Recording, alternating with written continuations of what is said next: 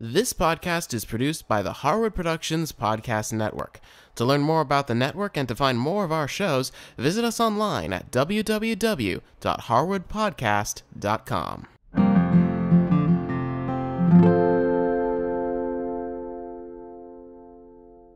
Hi, I'm Cindy Harris, and in this episode, I'm going to share with you how I make my spaghetti and meatballs.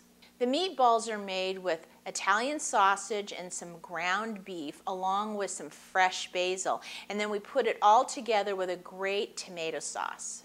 Now, to start making our meatballs in a large bowl, I'm going to take about a pound of ground beef and a pound of Italian sausage. Now, I'm using a mild Italian sausage. If your family likes a hot Italian sausage, then feel free to use that.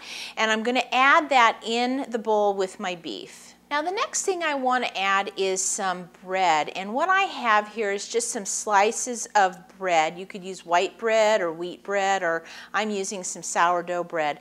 And I'm ripping it up into these teeny little pieces, and I want to end up with a cup of torn bread. So the bread's going to go in with the meat along with 1 clove of garlic, and I'm going to put that through my garlic press. Now, I like to use fresh basil, but if you can't find fresh basil or it's not in season where you live, you can go ahead and use dry basil.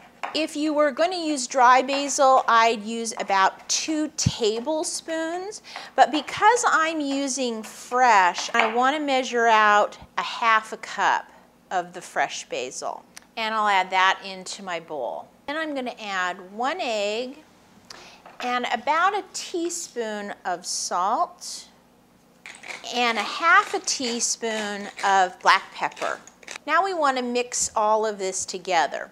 Now there's a couple of ways you can do this. You can use a wooden spoon if you like. I don't find that to be terribly effective, but I'm not a big fan of putting my hands in raw meat and squishing it around. So what I do is I just get a couple of sandwich bags. I put my hands in this, and then I just go in and I squeeze the meat and the herbs and the egg and the bread all together, almost like you were making a meatloaf. Now it's time to start cooking our meatballs. So in a large skillet, I've put the pan on a medium heat, and I'm going to take and put just a tablespoon or so of canola oil in the bottom of the pan, and I'm going to kind of swirl that around. And as soon as the oil starts to shimmer, then I know it's hot enough to start cooking our meat.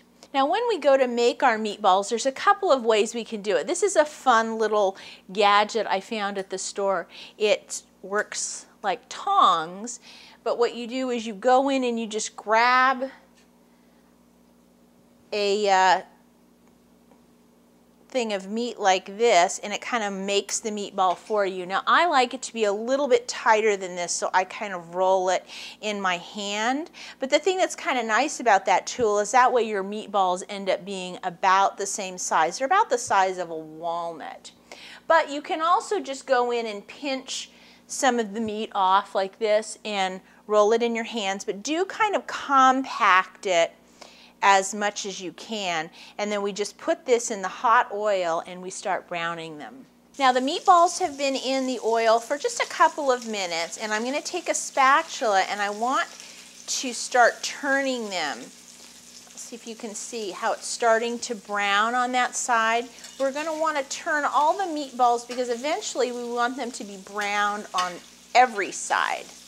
Now at this point, all I'm really concerned about is that the meatballs are browned all the way around. I'm not concerned that they be cooked all the way through because we'll finish cooking them actually in the sauce.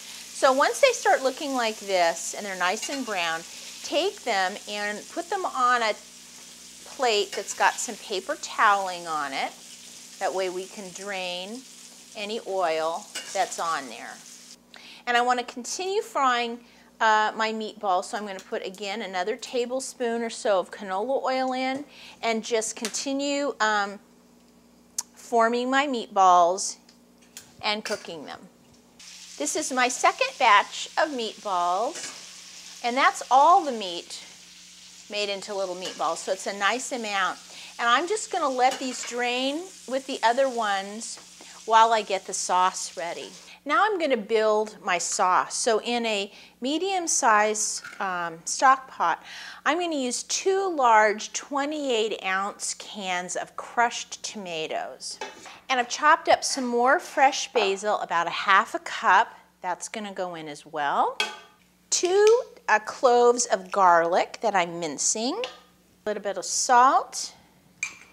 Some black pepper. And 3/4 cup of red wine. Now I'm using a Cabernet Sauvignon, but you could use a Merlot if you'd like. Then I'm going to mix these ingredients together, and I'm going to take and put them on a stove on a medium-high heat because I want to bring them up to a boil. Once your sauce comes up to a boil, you have a choice here. You can immediately put your meatballs in, or if you're like me, you like mushrooms in your sauce. So what I have is 20 ounces of sliced portobello mushrooms, and I'm going to put those in the sauce. These are actually little cremini mushrooms. They're baby portobellos. And I'm going to stir those in. And then I'm going to take my meatballs and put them into the sauce. Now it's important that when we're getting these meatballs into this sauce that we do it kind of gently. We don't want to break them up. So I'm just going to carefully sort of submerge them into the sauce. Then I'm going to take the lid and I'm going to put the top on the pot, and I'm going to turn this down to a medium heat, and I'm going to finish cooking these meatballs. So I'm going to let these go for about another 20 minutes. Now at this point I have a pot full of water, and I'm going to start getting my pasta water ready, and I always like to put a little bit of salt in the water, and I put the lid on it while I'm bringing it to a boil. I find that it heats the water a little bit quicker. Now once your water comes to a boil, we're going to go ahead and cook a pound of spaghetti. Now if you have a pot big enough where you can leave it whole, that's great. I don't, so I just break it in half like this, and I use my tongs to kind of help submerge that into the water. And I'm going to let this cook for 10 minutes. And right about this time, I usually turn the heat down to about medium-high so it doesn't bubble over. And every now and then I take my tongs and I move the pasta around in the water. The pasta is nicely cooked, so I'm going to take it over to the sink and drain it.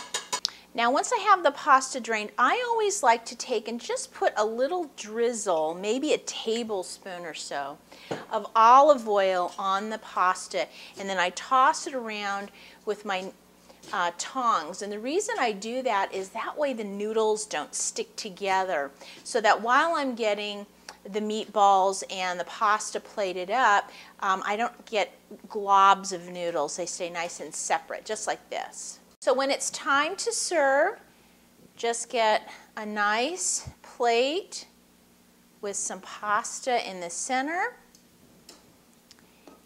and then you get your meatballs and sauce and you just ladle that on top.